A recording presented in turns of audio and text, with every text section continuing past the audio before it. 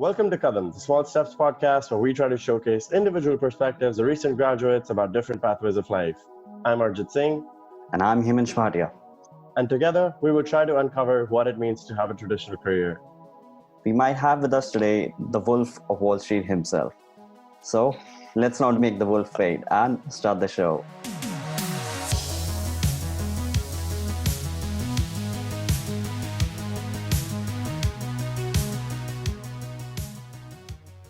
Our guest today is an incredibly interesting guy, one who's traveled to China for study and work, and after graduating, started working in New York City, one street over from Wall Street. He is now fluent in Mandarin and continues to impress and shock other Mandarin speakers in the streets of New York. From riding ATVs on dirt roads in the largest peanut-producing town in southern Alabama, to making one passport look small. He is an avid traveler and continues to love to learn and indulge in cultures all around the world. And now, of course, he's here on our internationally recognized podcast. Let's welcome one of my closest friends, Jacob Whitehead. Hey man, welcome to the show. Well, thanks guys. What a welcome. I'm sorry to disappoint now. That's such a high bar. Nah, I'm sure this is going to be interesting, man. Thanks for coming on. Yeah man, you look good. Happy to be here. Are you back in New York right now? I'm actually, so I came down to see my parents for a week. So I'm in the great state of Alabama, the peanut capital city, Dothan, Alabama, but I will be back in New York next week. So I just came down to visit with them a bit. I actually just got a new apartment. So I moved to the Soho neighborhood for anybody who's familiar with New York. Yeah, super excited to be back. So did you go through that work from home phase that at least I did, or I am still going through? Yeah, the company that I work for, they were very much against working from home when we first started the pandemic. And I'm sure anybody who was working during that time could probably relate to, I mean, a lot of people were telling us, oh, we'll probably go home for 2 weeks. So everybody like packed their stuff up and we were like, okay, well, we'll see you guys in 2 weeks. And I still haven't been back to the office and it's been 6 months. So I don't know how realistic that timeline was, but yeah, working from home has definitely been quite a transition. At the beginning, I think it was pretty tough. Like, it's very hard. I think it was really hard for me to be productive at home because it's like a place that you're used to decompressing in. And now you have to like compress yourself, make yourself work constantly. You know, my job is a lot of being on the phone and cold calling people and also just like pushing for connections with others. So it's like a very intense job. So it feels very strange to do something like that in your house where you're used to, you know, sleeping and just lounging around. But I think overall now the transition has gotten a lot better. I've gotten a lot more used to it. The only thing that I can suggest that worked for me, I don't know if it's worked for you guys, is like finding a place in my house that like is designated for work. So like, yes, you don't do anything else in that spot. So like in my parents' house, since I've been here, I've been like upstairs in an area that no one else is. Back at my apartment, it's a little smaller, so there's not as much room to like separate, but I do most of my work at like the dinner table, kind of away from my bedroom, because I feel like that's always like a sacred place, you know, you don't want to mess that up.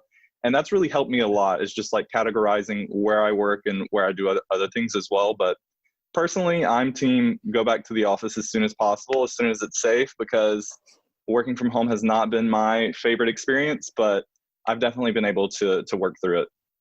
That's a great point you bring up. That's actually what I did as well. So having my desk in my room, I don't sleep in my room anymore. I sleep in the other guest room that I have so that I can assign that room as my own workplace. And if I am in my room, my parents know like, okay, I am working right now. I'm not at home. So they shouldn't disturb me at that point. So that's definitely something, that's helped me gotten through this work from home phase. And I think it isn't even about, like, we do have the luxury to have that separate room, separate place, but we don't even need a whole room for that. We just need just a place, maybe just the desk, just the table and chair that we need, that you need to assign it for your work. And I think that's going to help you mentally to get over and actually rest when you are not working. I think we definitely have it like better as young adults than like other people, because I can't imagine, like I work with a lot of people in their 30s and 40s every day, and I'm calling these people and they're like, their kids are crying in the background, they're like yelling and screaming. I'm like, wow, we really do take for granted the privilege that we have, like not having all these distractions at home yet. So I definitely think, you know, we have it better than some compared to like some other people that are still having to work from home, and it's a little bit bumpier for them. So I mean, you know, being in an Indian family, and I know, like, I've not been, like, of course, I've been working, and my parents know that I've been working on a few different things, and I don't really have a job yet. But, you know, it's for Hemant, I bet, because his parents are still home, you know, it's a little bit different than, you know, when you were in New York, Jacob. So where your parents are not there, nobody else is going to be walking into you working or anything like that. But I know, like Hemant said, you know, there's probably like a knock outside or something like that, like before you come in kind of thing when you're in India with your parents. So it's one of those things that you just kind of have to find the balance with your parents and tell them, you know, this is a boundary, don't cross it. Yeah, kind of thing. definitely had several work from home bloopers, not really on my end, but on other people's. So, and I've been home for like a week now, and my mom will just come up here and just stare at me and want to like talk. I'm like, I'm working. Like, we can't talk right now. We're working. Yeah. I think it's just like a tough, like, I don't think parents fully understand it. And I also think like even my roommate sometimes, like since we're on different schedules. So like I said, I think work from home like has been nice to experience, but as soon as the office opens back up, I will be back. So. All right. So, you know, from your Instagram, and I'm sure Hemant can agree with this too, you know, one might take you to be a person that's very meticulous, you know, very giving attention to details and stuff like that. And basically, we're just trying to understand here, how do you find the balance of being in those details, being detail oriented, making sure that everything is meticulous, to letting loose? Because I know that you like to do that as well, you know. And Hemant has seen that from when you were in India at my sister's wedding as well. So how do you find that balance? And are there any strategies that you use particularly, or? Oh, I love that you brought up my Instagram to segue this topic, because I'm actually like trying to make my Instagram more realistic now. So let me know if you you notice that anytime soon. Thinking about like how to balance being detailed oriented but also letting loose. I think the number one inspiration in my life for this, and Arjun, you've met her, is my mom. I think she's a great example. Maybe it comes from like being from the South, as well as like trying to have a put together look to people that you don't know, or trying to be extremely polite. I think that probably bled into other parts of my life as well, you know, growing up and learning that. But, you know, I definitely had my fun in college and in high school. So I think the number one thing you have to remember is, you know, this is going to sound so cliche, but you really do have to make the most of where you're at. So you really have to make the most of when you're in high school, and you have to make the most of when you're in college. And then you also have to make the most of when you're in a career like we are now. And I think the amount that you have to have yourself put together, the professionalism that you need to bring, is constantly changing. So as long as you can be cognizant of that, because let's, for example, you know, when you're in high school, I don't think you need to bring the same level of professionalism that you do when you're working a full-time job in the financial industry. You know, it's a little bit different. So I think just learning to like have fun and let loose occasionally along the way. I mean, if you don't, you're going to go crazy. So you definitely have to bring a little bit of flair. Yep. I think, like, for example, in my current job, a lot of it is very put together, very meticulous. Like if I make the wrong step, if I, you know, don't share certain details correctly, it could cause serious like problems, like serious legal problems. So I think in that case, it's extremely important to be very, you know, detail oriented, very meticulous. But at the same time, like, I work for a company that has like pretty good office culture, and at 3:00 on a Friday, we're taking shots. So I think it's all about give and take. I think it's all about work-life balance. And, you know, I'm thankful that I work for a company that does take note of that and lets us let loose a little bit, but also expects like a really high bar, a really high standard for, you know, detail-oriented work, just not after 3:00 on a Friday. The only other thing that I was going to say is, Like drawing all the way back to high school, I think I slipped up a little bit, and I realized that I don't know if you guys saw, but like in high school, I really was kind of crazy. Like I really, I wasn't the best student in high school. And I think that it got to the point where it was starting to reflect in my work. Specifically in the US, we have to take a test called the ACT to get into college. And I had big dreams and big goals of going to a big old school way as far away from my parents as I could get. And the only way I could do this was if I got a scholarship from the ACT. And I took that test 8 times. I believe at the time it was the maximum amount of times you could take the ACT test. I took it trying to get that high score, but also not taking my schoolwork seriously enough outside of that. So I was, partying way too much for a high schooler, distracted. And I think it really shows in like how hard I had to work for the score that I did have to work for. If I could go back and tell my younger self, I would be like, listen, these parties are not worth it. This short amount of fun is not worth the amount of work that you're gonna have to put in to get the score that you got, which was nothing groundbreaking, just to share. But I had to take the test 8 times just to get that. And I think that is a great example of like, taking work life and, fun versus work, and the fun got a little too out of hand. But in the end, it all worked out. But that's definitely an example of a time that, I could have definitely been more detail oriented. Okay, so what was one thing that actually was good that came out of, doing that socializing? I think this is going to sound really also cliche, but I think I got really good at being social. I think I got really good at speaking to people, getting to know people from different backgrounds. At the time, I'm from a very, very small town. There's really nothing to do here except for harvest peanuts. So whenever we had parties, we would invite all of our friends from high school over to somebody's barn or somebody's field. I know, don't judge. And so, it was a great chance to just get to know other people that you didn't really hang out with at school. You would introduce yourself, talk about, I learned to talk about anything, because to be honest with you, I'm not the perfect fit for a place like this. I'm not super huge into farming. I'm not super huge into hunting or fishing, but I got really good at being able to talk to people who aren't like me, and talk to them about what they're interested in, and, learn. I don't know if you guys have ever read what's that book by that Carnegie guy? I forgot his name. How to Win Friends and Influence People. Yes. Yeah. Yes, exactly. So like some of the stuff that like he talks about, like some of the keynotes, is like always making the other person feel like they're the center of attention sometimes, and asking them about themselves. So I think, I learned some of those skills before even reading this book. Like I was in high school, I hadn't read this book yet, and was learning that shift the conversation to the other person, make them feel like they're the center of attention.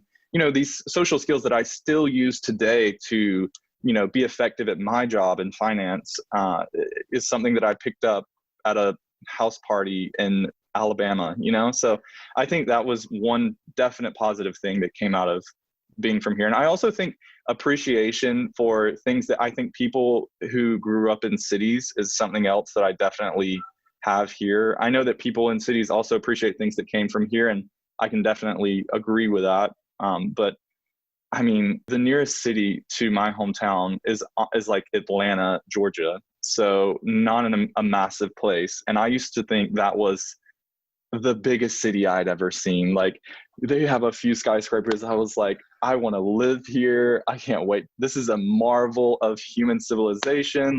And I think I wouldn't have had that perspective if I had came from, a city. So it really gave me appreciation for anything modern, anything, technologically advanced, all that stuff, because we didn't have it. Our Wi-Fi would go out as the wind blew. So we weren't used to, anything like that. And I think that definitely played a role in where I ended up being in New York, was being from here. And just coming to the United States, you don't really think of that side of the things, when you come into the United States, you're thinking of Atlanta, you're thinking of New York and stuff. And so when I moved, it was, of course, like a shock for me to move to Alabama and just figure out that, there are places like that, of course, would have been there in the US if I had just thought of them, but I just never thought of it like that. It's what you see in movies. It's what you see getting destroyed in like and I don't know, like what's some kind of movie, just like New York getting attacked. You don't see Alabama getting attacked, And so Yeah, they should have done Avengers in Death in Alabama. That would have been beautiful. They would knock over a few trees and then leave. Damage control would be easy. Yeah. So I mean, it's definitely an interesting factor when you think of it like that. So maybe that was the reason that you wanted to move away from your parents, move to a big city. And now that you've interned in China and currently are living in New York, have you found the thing you were looking for?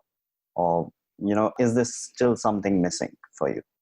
I think it's kind of funny. I worked my whole undergrad to get out of, my surroundings. And after being in New York for going on like a year and some change, like almost a year and a half here, I definitely think I appreciate living in, a city that has like a vibrant, life to it a lot. Like I don't take it for granted ever, not one day. But I also think that I've learned that some things that came from here are really important to me still, like getting away and being able to, relax and decompress in nature is something that I've now found is like super important.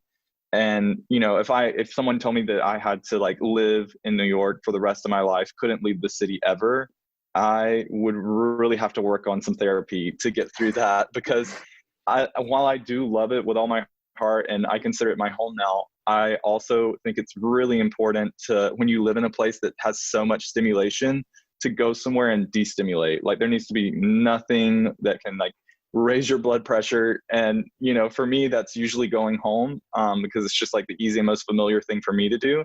I mean, my parents live out here. Literally the nearest neighbor is like 2 miles away. So this is a great place to decompress if you want.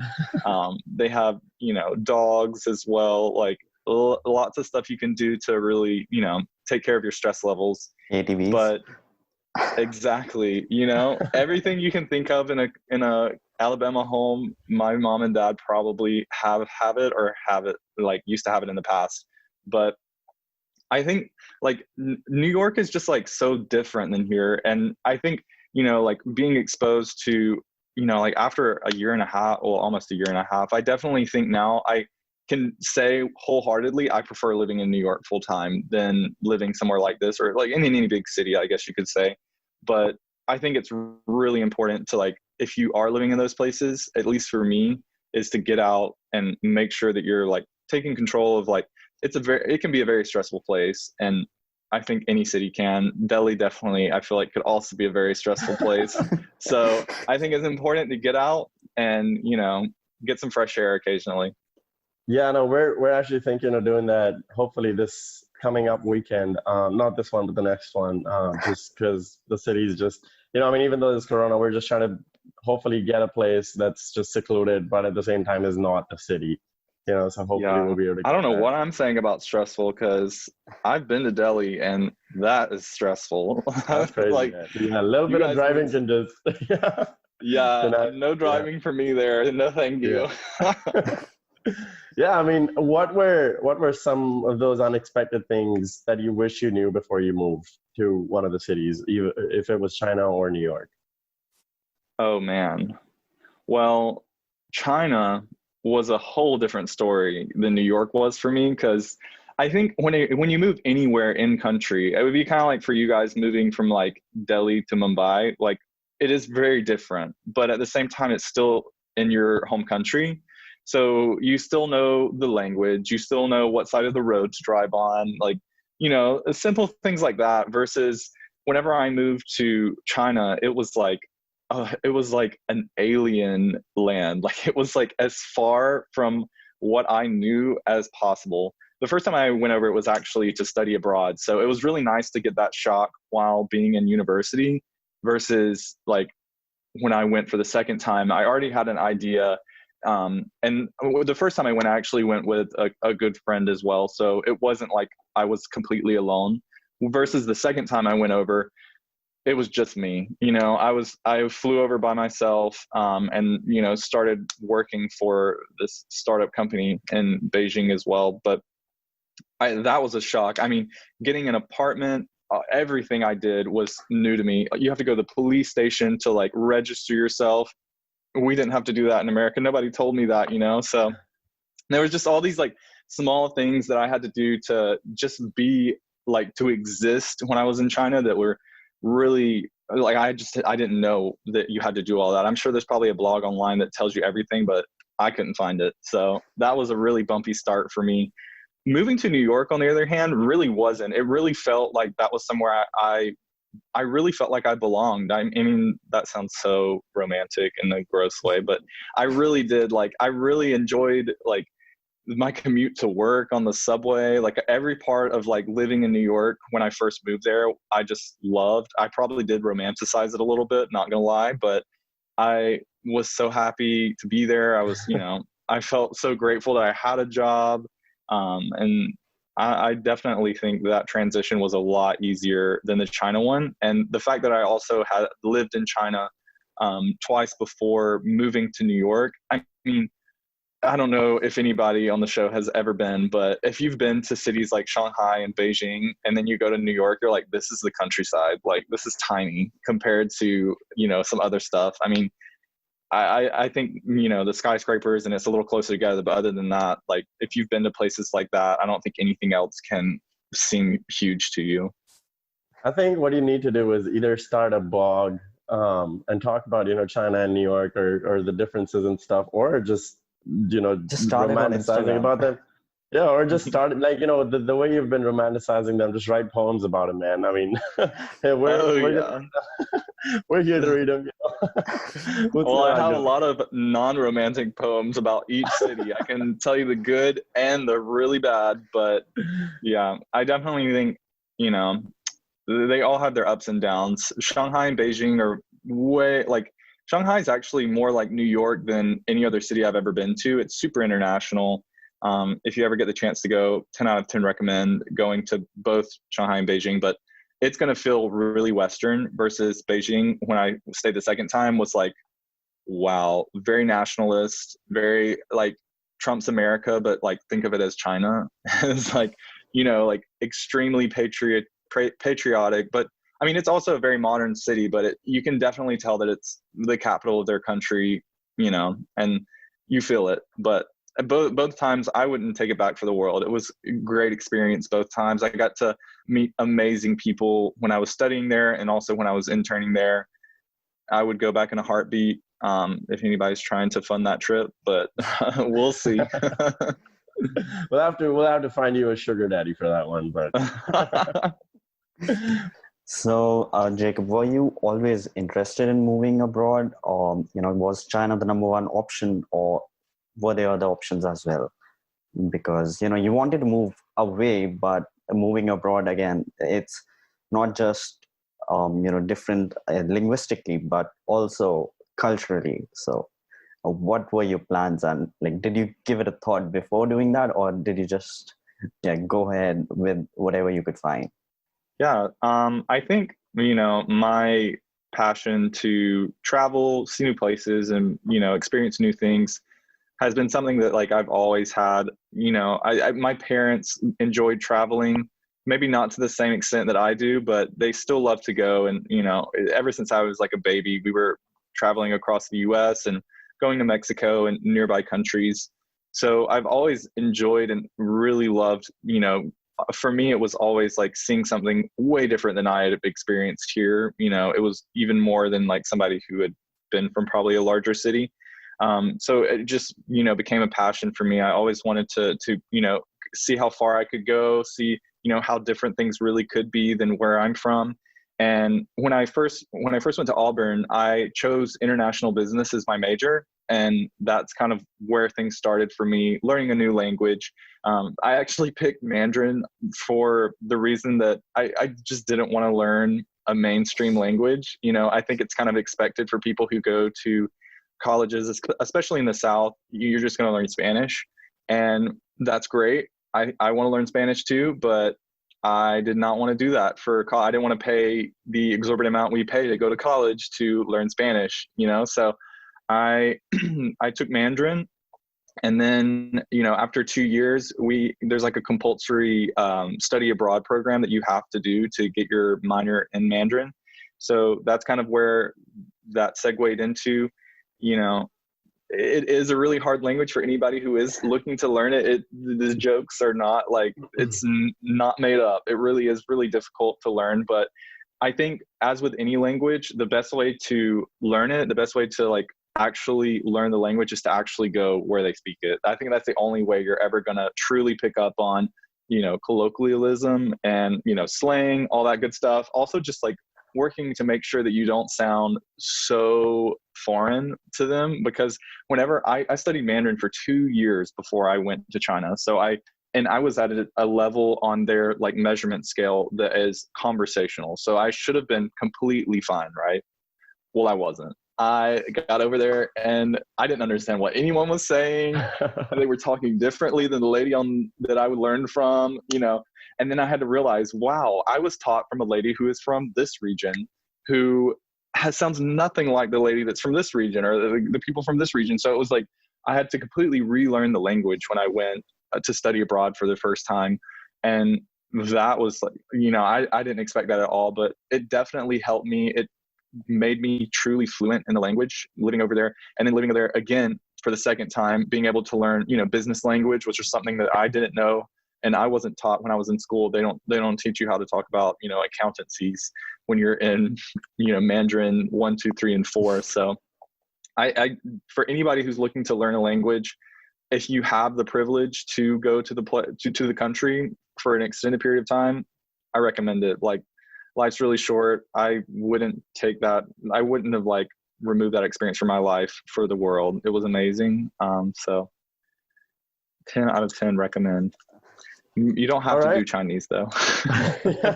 If you want to do something easy, I think Spanish might be a little easier. I've heard Dutch is the easiest language for English speakers to learn. So maybe you can, go to a country. Yeah, I think it's just about passion. If you want to learn it, you're going to learn it.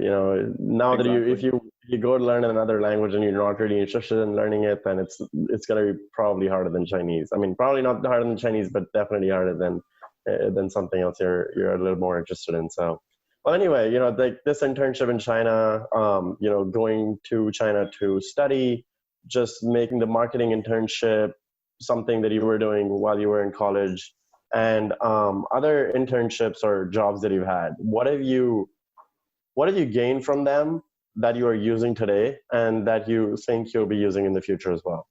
Yeah, I think something that people don't talk about as much in the professional world that you really need to get a hold of is time management. I think it's something that we thought we learned in college, but we didn't, because in college it was like time management was, I have like a test on this day and a project on this day. Whereas time management when you're in the professional world is you have to keep track of a bazillion different deadlines that are all at different dates at different times. The timelines are, short, they're long, and you really have to learn to be able to juggle all of that while also doing your job.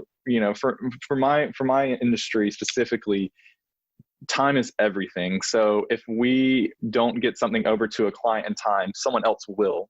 And that like sense of urgency is something that I think I had to learn to get comfortable with in my job. Communication skills are something, we've all also had to get good at. Email writing, something we didn't do. I mean, we definitely did in college, but we got really good at that, post grad as well. I think that was probably the amount of emails that I have to send in a day now is like my college self would laugh at. I would be like, what are you doing? So yeah. That's something else I've definitely had to work at. And then also just being yourself in interviews.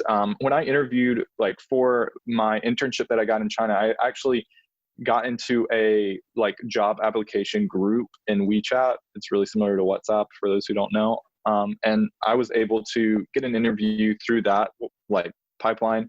And throughout the whole interview process, I was really trying to make sure that they knew who I was. Like, I'm not like, the creme de la creme. I'm not like, at the time, I also was like on a scale of like how fluent I was. I wasn't fluent in business communication, which is something they wanted. And I tried to make sure that was completely transparent in the interview, but while also displaying the traits that I did have that would make up for that. And also showing them how quickly I was able to pick up and learn on the language in the first place, trying to prove them that I would be able to, move into the role that they wanted as well. So I definitely think for anybody who, is looking to apply for jobs right now, definitely be yourself, in the interview process. Even with the job that I currently have, I wasn't trying to impress them and say that I knew all these financial codes and like knew how to do all these, different tasks that, were probably required of the job. Like at the time, I didn't even know how to use Salesforce, which is something that, a lot of people who are working now probably use on a daily basis. And I never used Salesforce before, but I made sure that was, while also being a parent in the interview, I tried to also display the skills that I did have and show how quickly I was able to learn other things and how that would translate to being able to, move into their role very quickly. Because at the end of the day, I think I've learned, now I'm interviewing people for our company, and a lot of things that people are looking for, A is like coachability for sure. They want you to be somebody that they feel will take orders and also just take correction very well. And other thing is just like a great, like for our firm at least, is like a really great, how would you say that? Like you have to have like really positive energy. You have to, you can't be able to get knocked down easily. We have projects, like, for example, we have projects that we work on for a week and the client will be like, we don't want it. Right. You got to go back to the drawing board. And being able to, that I've found knocks down a lot of people. And you have every right to like feel that way. If you've been like working on something for an entire week and you get you're told that it's complete trash, you need to start over. Mm-hmm. That could ruin anyone's day, of course. But I think being able to have a positive enough attitude to say, well, that sucks. Well, let's go back, and get started again. And, in a few minutes, you're already working on the second take. I think that's something that's like really important in this day and age, especially, with the pandemic and everything going on.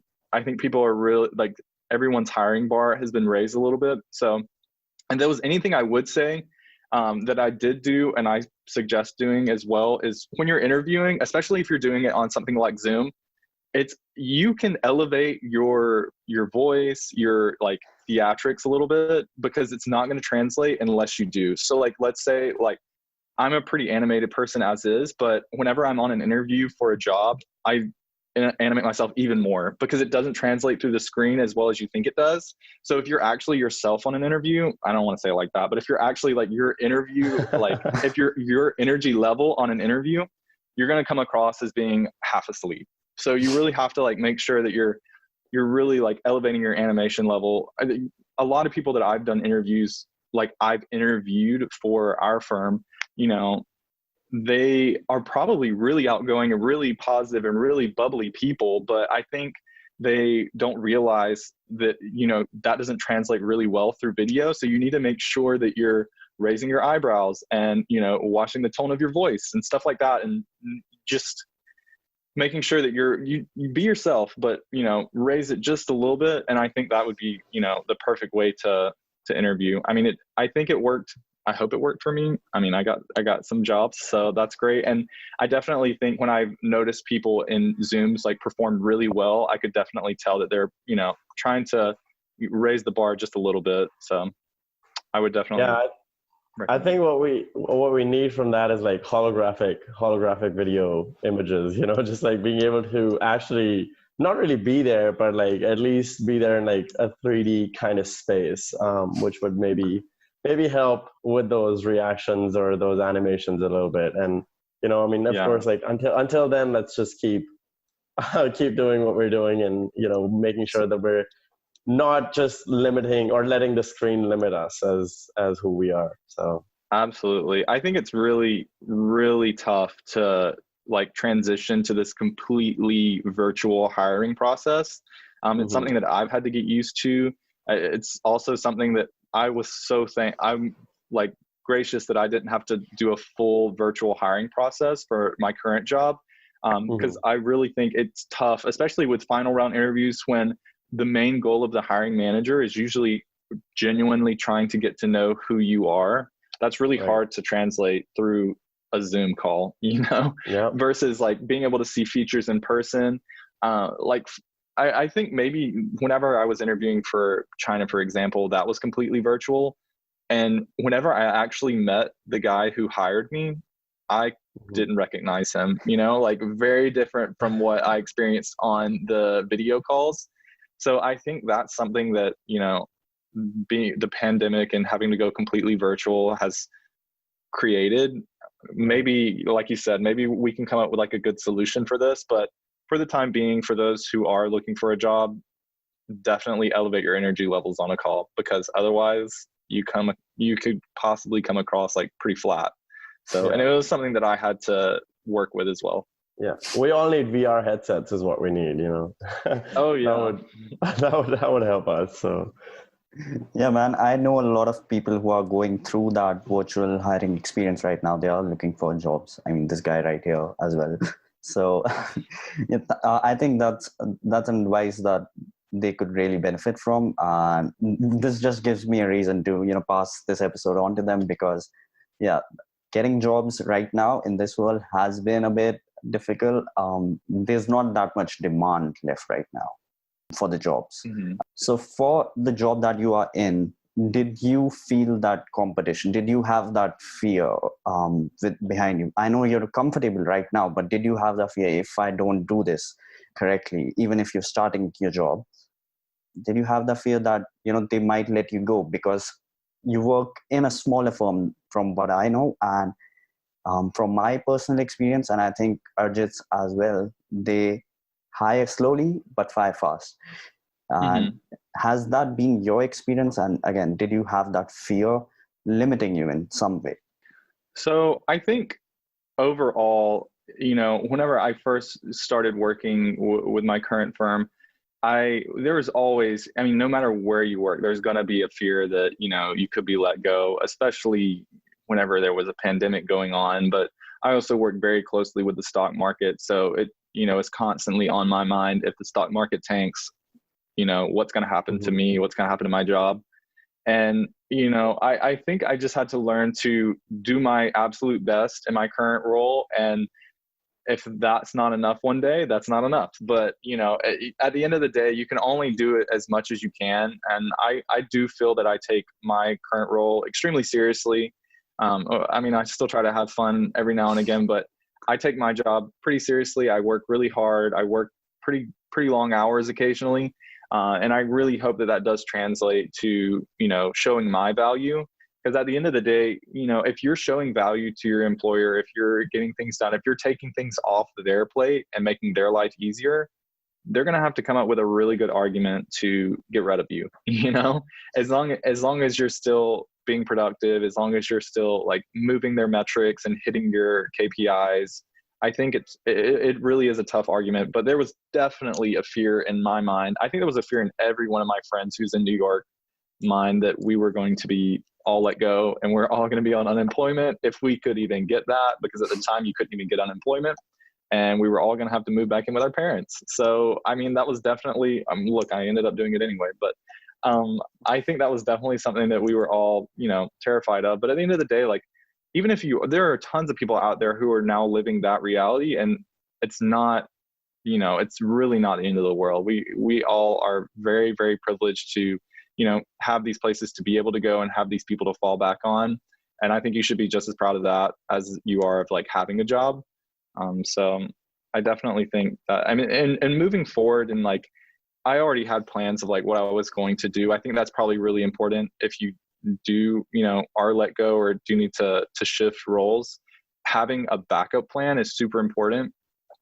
And I think it really will show. Like, one thing that I was actually, in my current role, I'm not actually a full-time hiring person. I don't want people to get the idea that I'm like HR, because I'm not, but I do like play a role in like the hiring process. Basically, I just come in and do a few initial interviews with people to see if they're, good for the role. And I think one thing that I've looked at, and a lot of other people who are in hiring are looking at right now, is, okay, you got laid off. I'm sorry. What did you do with your time? Like, did you sit around and like eat potato chips? Or like, for like another example, won't name anybody, of course, but I interviewed a guy who actually, he, since being laid off from the firm that he was at, he completely built out his LinkedIn. He posted regularly, sometimes 3 times a week, on relevant articles to what he was interested in, which was the stock market, the financial industry, this kind of thing that were actually interesting. On top of also getting certified in 3 different things during the pandemic.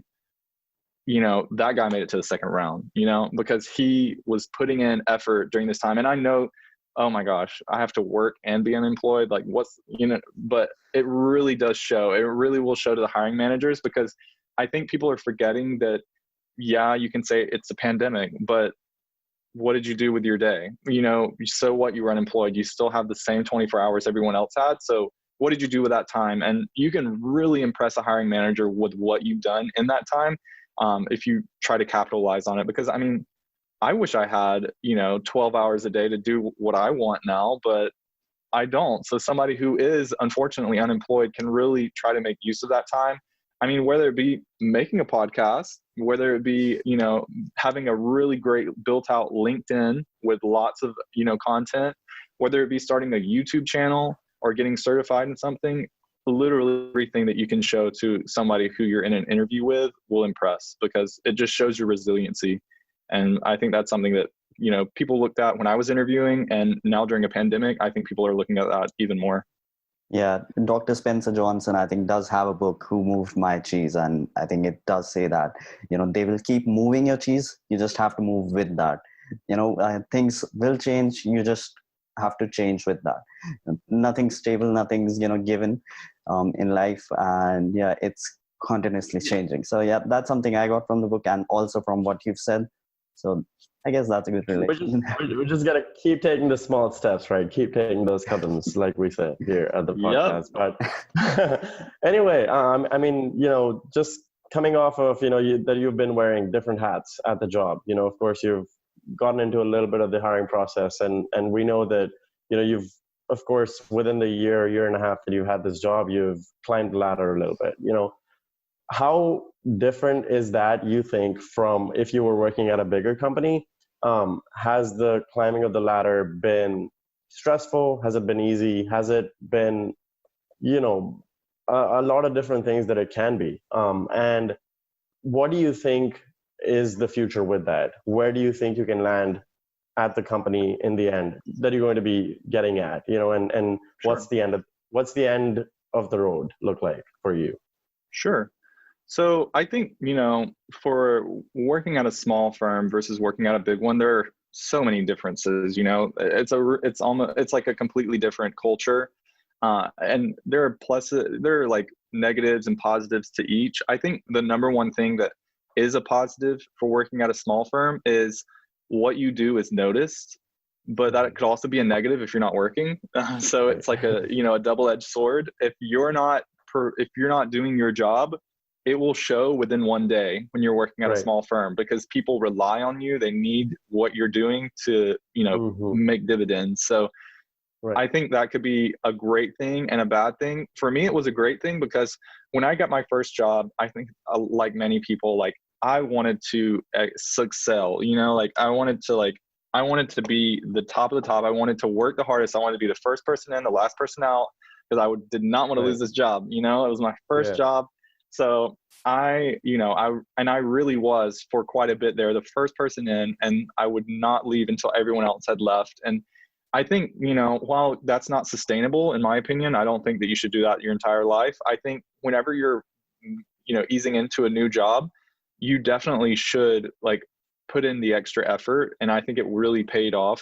At least for me, I was able to, get noticed by our CEO, and, show him that I'm not playing around here. I'm really serious. I really want this. And that really helped me, move up. I'm currently a senior analyst at our firm, and there is still a little bit to go before, you top out, at the very top of the promotion ladder. But I think, just for people who are working at small firms, just make sure that you're cognizant that you're not a cog in a machine, where you're in a huge firm, you could probably lollygag a day and no one would notice, or you could probably lie on how long it's going to take you to do something. But when you're working at a firm of 25 people, people expect things from you that day. And if you don't show up to work that day, it could really hurt like their opinion of you, how much work you're going to get in the future, your job security, versus where, just in my opinion, and if anyone else, has differently, please hit us up in the comments or however that works. Because I would like to understand how it is to work at a larger firm, because I don't have a lot of experience with that. When I was in college at Auburn, I was an intern for our athletic department, which is huge. And I think that probably gave me the only taste that I have for working at a large firm. And that taste would be, you have so much more freedom and like your productivity, in my opinion.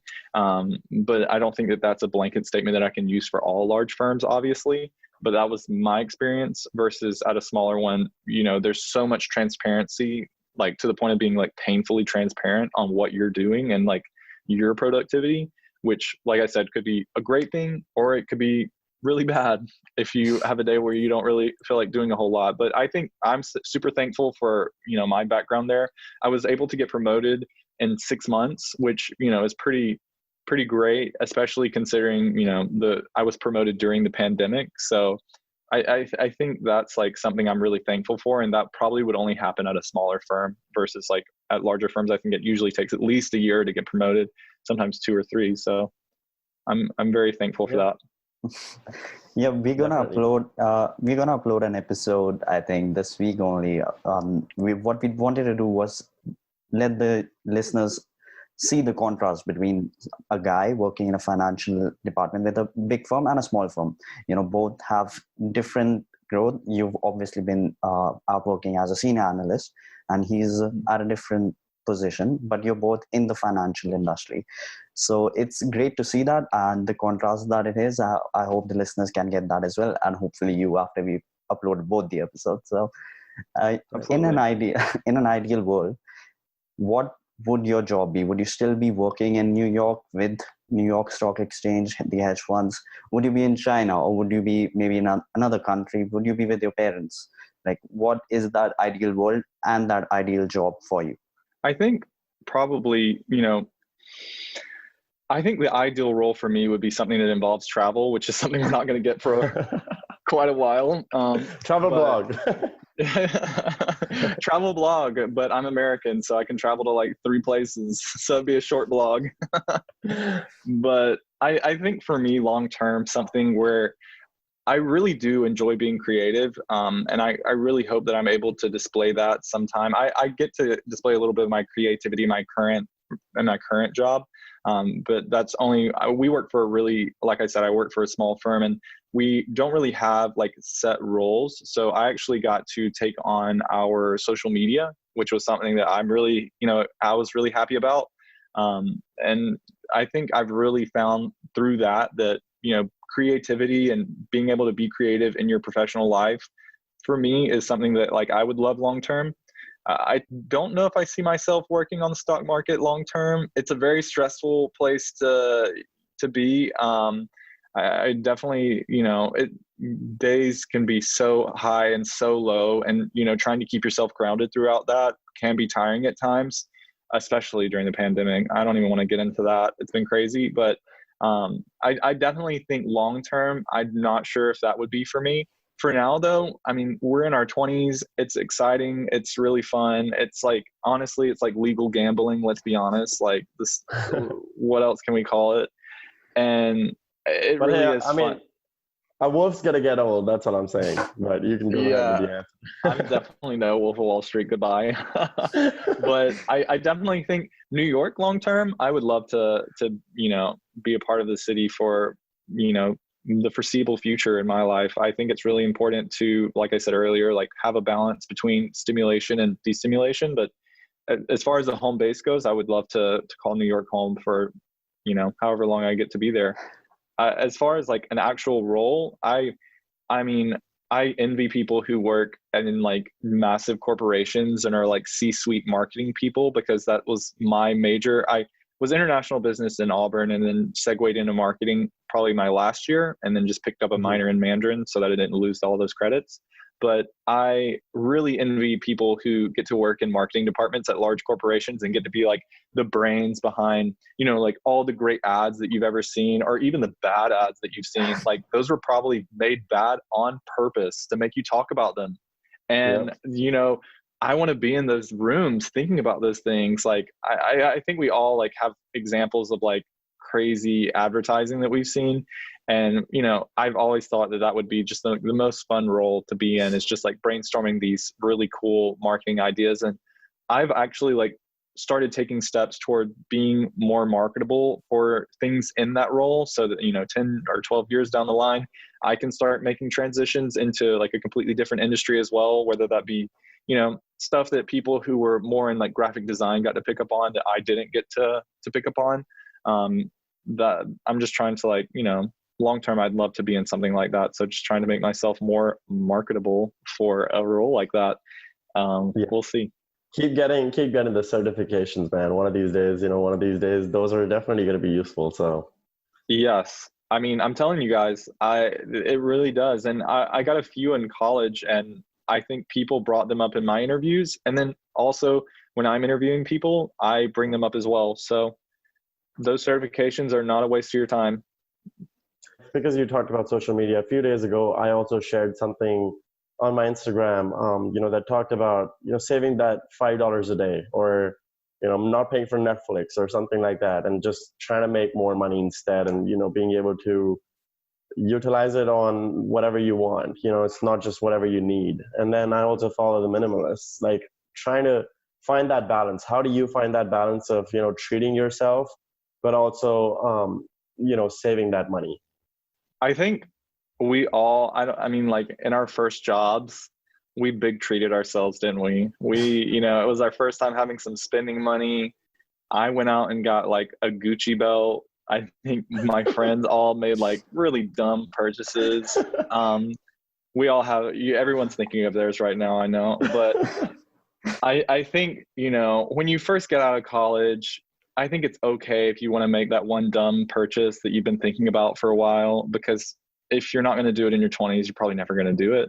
But I think I realized very quickly, living in New York, that the amount of money I was making, which I thought was good, I was like, wow, I think I'm making a lot of money, is actually not that much. And if you're going out to eat, if you're, going out with friends on the weekend, every weekend, maybe on a Thursday and a Wednesday as well, that money's going to run out really quickly.